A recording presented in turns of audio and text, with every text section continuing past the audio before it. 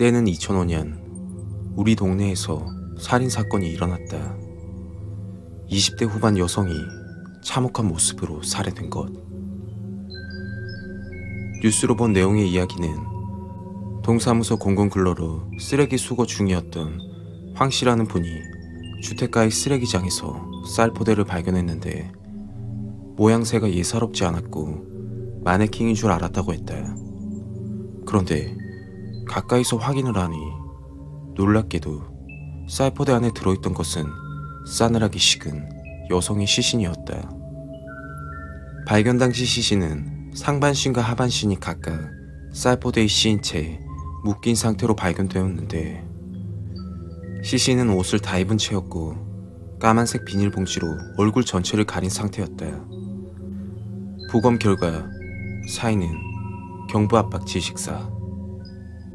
그런데 단순한 질식으로 보기엔 몸 곳곳에 이상한 점이 많았고 양쪽 가슴에는 치아로 물어뜯긴 상처가, 손목에는 결박을 당했던 흔적이 있었다. 그리고 속옷은 벗겨졌다 올려진 듯 말려있는 상태였다고 했다. 그리고 뉴스 내용 중 끔찍했던 것은 피해자의 음부에 종류가 다른 생대 2개와 휴지 말린 것이 삽입되어 있었다고 한 점. 아마도 성폭행을 한 것이라고 생각되었다. 성폭행을 했으면 금방 범인을 잡을 수 있겠구나 생각한 찰나 뉴스에서는 정의 반응이 음성으로 나와 범인을 유추해낼 수 없다고 했다. 내가 사는 동네에서 이런 사건이 일어나니 밤늦게 돌아다니면 안 되겠다고 생각이 들었다. 그렇게 시간이 흘렀고 그 사건은 목격자도 범인에 대한 단서도 없이 미궁에 빠져버렸다. 6개월 후 그날도 퇴근을 하고 집에서 쉬고 있는데 저녁 뉴스에 우리 동네에 또 다른 살인사건이 발생하게 되었다. 6개월 전 쌀포대 안에서 죽은 여성의 사건과 비슷한 내용이었다. 위치는 6개월 전 사건 현장에서 불과 2km도 안 된 부근에서 말이다.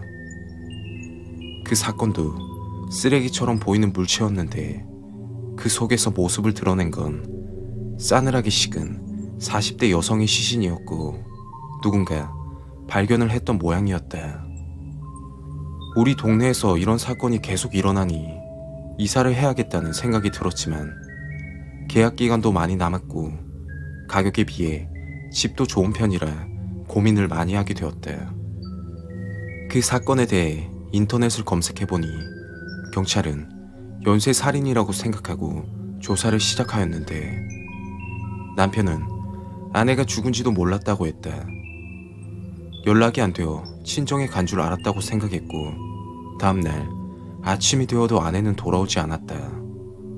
그리고 얼마 후 기다리던 아내의 소식은 전혀 예상치 못한 장소에서 차마 상상하지 못한 모습으로 들려왔다고 했다.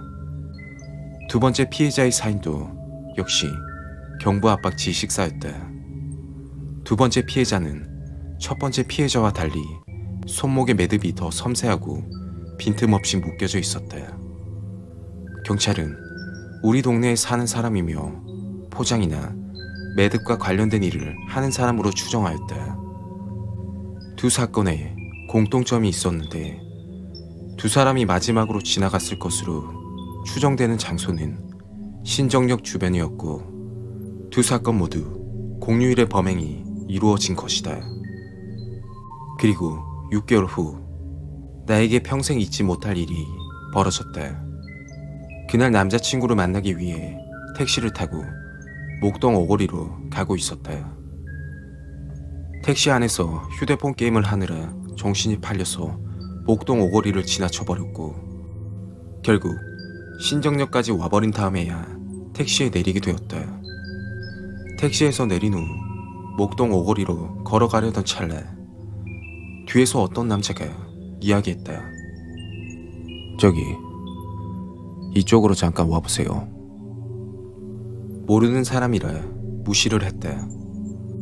그 남자는 갑자기 나의 옆구리에 커터칼을 들이대면서 따라오라고 했고 속수무책으로 따라갈 수밖에 없었다. 나는 신정동 어느 주택가에 반지하 방으로 끌려갔고 방으로 들어가자마자 그 남자는 틀고 있던 TV와 라디오 소리를 크게 틀었다. 그리고 반지하 방에 딸린 또 다른 방이 있었는데 그 방에서 공범으로 추정되는 남자가 이야기했다. 이제 왔어? 공범으로 보이는 남자는 날 보며 귀찮다는 듯이 고개를 돌렸다. 그리고 바닥을 보니 수많은 끈들이 널브러져 있었다. 잠시 후 범인이 바지를 벗고 나서 화장실을 가겠다고 하며 일어났다. 순간 그 틈을 타 나는 탈출을 시도했다. 바로 대문을 뛰쳐나가게 되면 발이 느린 내가 잡힐 것 같아서 반지하 방 바로 위에 위치하고 있는 2층으로 올라가 그 집 앞에 놓여 있었던 신발장 뒤에 숨었다. 한동안 계속 숨어 있었는데 숨어있던 2층 집 신발장에서 스티커가 붙여 있었다. 그 스티커는 엽기토끼 캐릭터 스티커였다. 잠시 후 아래층 주변에서 날 끌고 갔던 남자들이 욕을 하는 소리가 들렸다. 잡히면 죽여버려야겠다. 남자들이 반지하 방으로 들어가는 순간 나는 대문을 향해 미친 듯이 달렸다. 인근의 초등학교가 나오자 남자친구에게 전화를 걸어 무사히 집에 돌아갈 수 있었다. 다음날 경찰서에 신고를 하였고 진술 과정에서 기억나는 게 별로 없었다. 그때는 무서웠기도 했고 반쯤 패닉 상태였기 때문에 확실히 기억나는 것은 반지하라는 것과 엽기토끼 스티커가 붙여진 신발장이었다.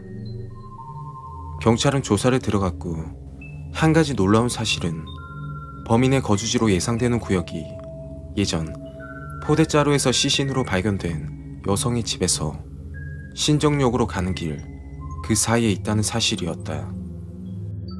이 사실은 우리 동네에서 일어난 살인사건 용의자로도 볼 수 있었다. 하지만 단서가 많이 부족했다. 범인의 거주지는 초록색 혹은 검은색 대문이 있는 다세대 주택의 반지하 가구 중 범인은 왼쪽 집에 살았으며 특이한 점은 계단을 올라가면 보이는 2층 집 현관 앞에 엽기토끼 스티커가 붙은 낡은 신발장이 있었다는 사실뿐이었다. 이 사건을 끝으로 더 이상 신정동에서는 유사한 사건이 발생하지 않았다. 사건은 미궁 속으로 빠져들었고 결국 범인은 잡지 못하고 미제 사건으로 남았다. 그리고 10년 후 결정적인 제보자가 나타났다. 그 제보자가 하는 말은 이랬다. 저희 집 구조 같은 집이었던 것 같아요. 그 껌딱지 같은 거? 풍선껌 먹으면 엽기토끼 그게 있어요. 그때 아이가 재미있어 해서 신발장에 항상 붙였었거든요. 제 기억으로는 스티커 몇 개가 붙어 있었던 것 같은데 그중 위쪽에는 엽기토끼 하나가 붙어 있었어요. 그때 당시 반지하에 30대 후반 정도 되는 남자가 살다가 혼자 살다가 어떤 남자분하고 같이 살기도 하고 구로동에서 무슨 일을 한다고 했는데 그 제보자는 엽기토끼 스티커가 붙어있던 신발장의 주인이었는데 스티커는 첫째 아이가 붙인 것이라고 했다. 그리고 반지하에 살던 남성은 30대 후반 정도로 월세를 내고 살았으며 2006년 10월 이전에 나갔다고 했다. 그리고 3년이 지난 2018년 또 다른 제보자가 나타났다. 그 제보자는 케이블 TV를 무단으로 시청하는 세대를 찾아가 손을 자르는 절제 작업을 했다고 했다. 두 번째 제보자는 신정동의 한 다세대 주택을 방문하였고 아래 반지하에서 사람이 나오지 않자 먼저 윗집으로 가서 TV 선을 제거했는데 작업 도중 신발장에 엽기토끼 스티커가 붙은 것도 확인했다고 했다. 작업을 끝내고 집을 나오는데 모자를 쓴 남자가 왜 자신의 집 문을 두드리냐고 해서 TV선 제거 작업 때문에 방문했다고 하니 문을 열어주었고 그 방에는 노끈들이 바닥에 널브러져 있었다. 경찰은 최면 수사를 통해 두 번째 제보자의 기억을 토대로 남자의 몽타주를 공개했다. 몽타주를 공개하고 많은 제보가 쏟아졌지만 범인으로 특정되는 사람은 없었고 그때 위치하고 있던 반지하도 이미 재건축으로 철거되어 없는 상황이었다. 방송에서 화제거리가 되기 시작하자 부산 기장경찰서에 정우정 경감이 방송을 보고 의심스러운 사람들이 있다는 사실을 알려왔다. 그것은 신정동 인근에서 성폭행을 한 전과가 있는 2인조가 용의자로 의심된다는 것이었다. 범인으로 의심되는 용의자들은 2008년 신정동 부근에서 2건의 성범죄를 저지르고 구속이 되어 실형을 선고받았다고 했다. 제보자에게 범인의 사진을 보여주자 자신이 봤던 남자와 눈이 많이 닮았다고 이야기했다. 그 범인은 노끈을 이용하여 차량의 잠긴문을 열고 금품을 터는 상습적인 차량 털이 범이었다. 시간이 흘러 사건은 미제로 남았고 용의자로 지목된 범인이 출소를 하였다. 그의 집으로 찾아가 방문을 열어보니 방구석에 노끈들이 보였다.